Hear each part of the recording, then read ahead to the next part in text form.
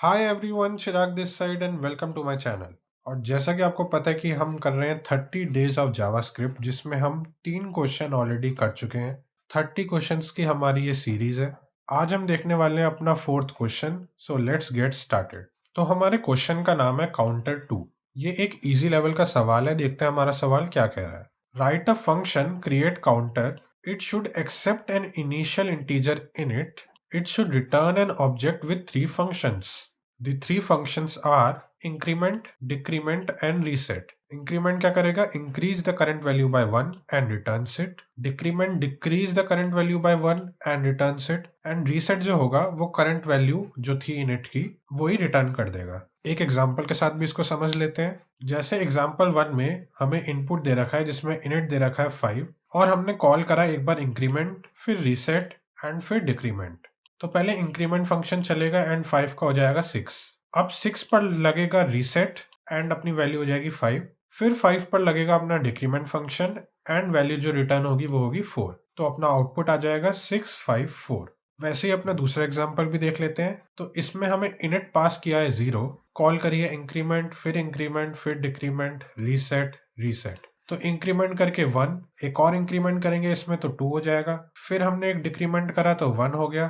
फिर हमने कर दिया रीसेट तो 0, 0 को ही दोबारा रीसेट कर दिया तो 0 ही आएगा। तो ये कुछ अपना आउटपुट रिटर्न हो गया। तो क्वेश्चन हमारा बहुत इजी है और इसमें भी अपनी पिछली वीडियो का कंसेप्ट लग रहा है, ऑब्जेक्ट्स विद इन फंक्शन। तो आई होप आप पिछली वीडियोस देख कर आए हैं जिसमें मैंने फंक्शन विद इन फंक्शन बताया है, क्लोजर बताया है, ऑब्जेक्ट लिटरल्स बताया है एंड ऑब्जेक्ट्स को कैसे फंक्शन के अंदर रिटर्न करवाते हैं वो भी मैंने सिखाया है। इन केस आपने नहीं देखी है तो ऊपर आई बटन में लिंक आ रहा होगा एंड इवन मैंने डिस्क्रिप्शन बॉक्स में भी डाल दिया है। तो लास्ट वीडियो देखने के बाद तो ये क्वेश्चन आपको बहुत ईजी लग रहा होगा। तो हम इसका फटाफट से कोड कर देते हैं।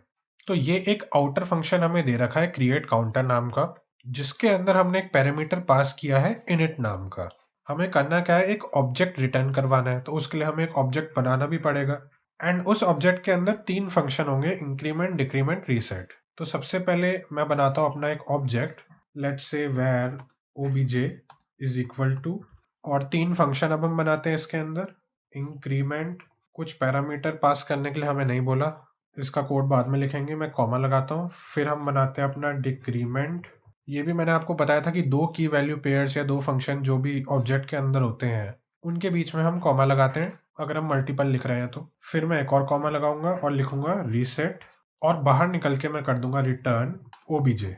तो इंक्रीमेंट में हमें क्या करना है, जो इनिट की वैल्यू है उसको 1 से बढ़ाना है। तो मैं इधर लिख दूंगा init plus is equal to 1 और इसको रिटर्न भी करवाना है तो इसके आगे ही लिख दूंगा रिटर्न। अब डिक्रीमेंट में हमें क्या करना है, return init minus equal to 1, क्योंकि 1 से हमें डिक्रीज करना है। और रीसेट में जो इनिट की ओरिजिनल वैल्यू थी उसको ही हमें रिटर्न करवा देना है। लेकिन अगर हम इंक्रीमेंट एंड डिक्रीमेंट यूज करेंगे तो अपनी जो इनिट की वैल्यू है वो तो चेंज हो जाएगी। तो इसको हम पहले ही कहीं स्टोर करवा लेंगे। लेट से मैं बनाता हूँ const n is equal to init. तो इनिट की जो वैल्यू हम पास करेंगे सबसे पहले उसको हम n में स्टोर कर देंगे और फिर रीसेट के समय हम लिख सकते हैं init is equal to n। मान लो इनिट की वैल्यू चेंज भी होती है तो हम उसको n से इक्वेट कर देंगे तो वापस से अपनी जो वैल्यू है वो रीसेट हो जाएगी। तो एक बार अब इस कोड को रन करके देख लेते हैं। ओके, तो हमें एक एरर मिल रहा है, did not return a number. अच्छा, हमने रीसेट में रिटर्न नहीं लगाया तो मैं इधर लगा लेता हूँ रिटर्न।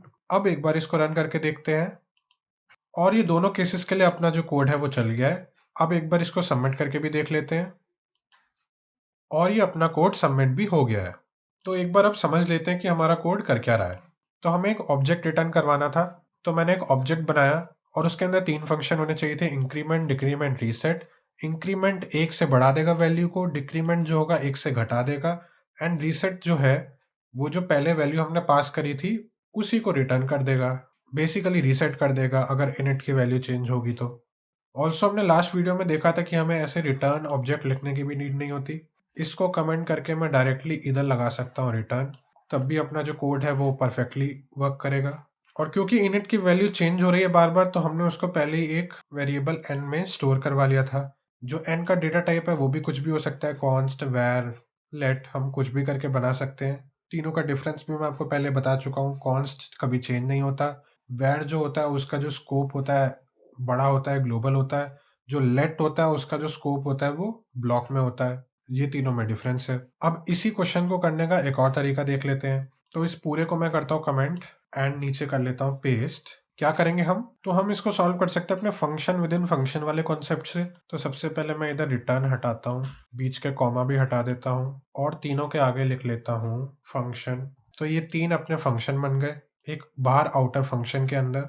और मैं इधर रिटर्न करवा देता हूँ एक ऑब्जेक्ट बना के, इंक्रीमेंट, डिक्रीमेंट, रीसेट। तो हमने लास्ट वीडियो में देखा था कि जब भी मल्टीपल फंक्शंस होते हैं एक फंक्शन के अंदर तो उनको रिटर्न करवाने के लिए हमें एक ऑब्जेक्ट बनाना पड़ता है। तो वही काम मैंने इधर किया। इसको भी एक बार रन करके देख लेते हैं और ये अपना कोड जो है वो रन हो गया है। तो आई होप आपको ये क्वेश्चन समझ में आया होगा। अगर आपने पिछली वीडियोस देखी है तो ये क्वेश्चन बहुत ही इजी था, आप खुद भी कर सकते हैं। तो अगर आपको कोई भी डाउट होता है या फिर आप अलग तरीके से इस क्वेश्चन को सॉल्व कर लेते हैं तो कमेंट्स में ज़रूर बताना। अब हम मिलते हैं अपनी अगली वीडियो में, तब तक के लिए गुड बाय।